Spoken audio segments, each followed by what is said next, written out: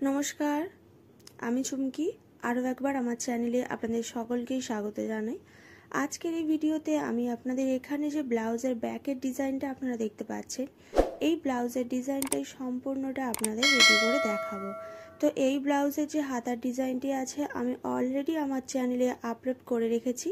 আর এই ব্লাউজের কাটিংয়ের ভিডিওটি দেখতে চাইলে ডেসক্রিপশন বক্সে অলরেডি লিঙ্ক দেয়া আছে, অথবা আপনারা আই বাটনে ক্লিক করলেও ভিডিও লিঙ্ক পেয়ে যাবেন।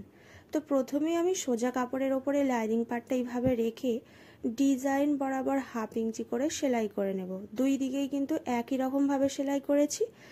এরপরে যতটুকু এক্সট্রা কাপড় ছিল সেই কাপড়টাকে প্রথমে কেটে বাদ দিয়ে দিচ্ছি। এরপর ছোট ছোট করে কাট দিয়ে দিচ্ছি।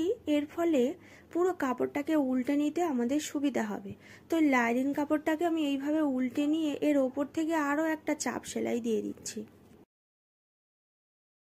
পুরো লাইনিং কাপড়টাকে উল্টে নিয়ে মেন কাপড়ের ওপরে সুন্দরভাবে বসিয়ে নেব।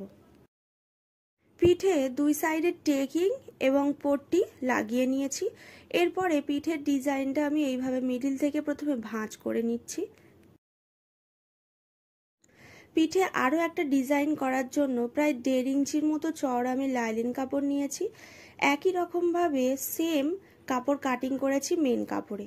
এরপর সোজা কাপড়ের উপরে লাইনিং পার্টটা এইভাবে রেখে দুই সাইড থেকে 1/2 ইঞ্চি করে সেলাই করে নিয়ে কাপড়টাকে পুরোটা উল্টে নিচ্ছি।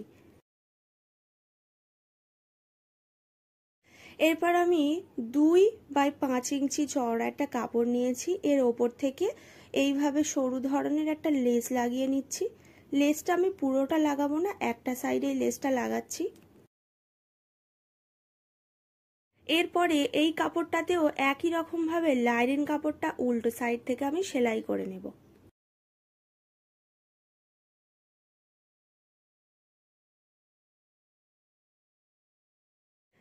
প্রথমে কাপড়টাকে মিডিল থেকে এইভাবে ফোল্ড করে নিতে হবে।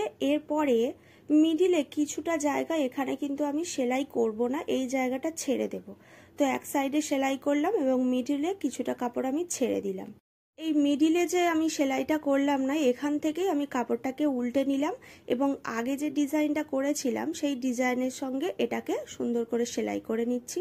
আপনারা এখানে দেখতেই পাচ্ছেন আমি কিভাবে এটাকে জয়েন্ট করছি।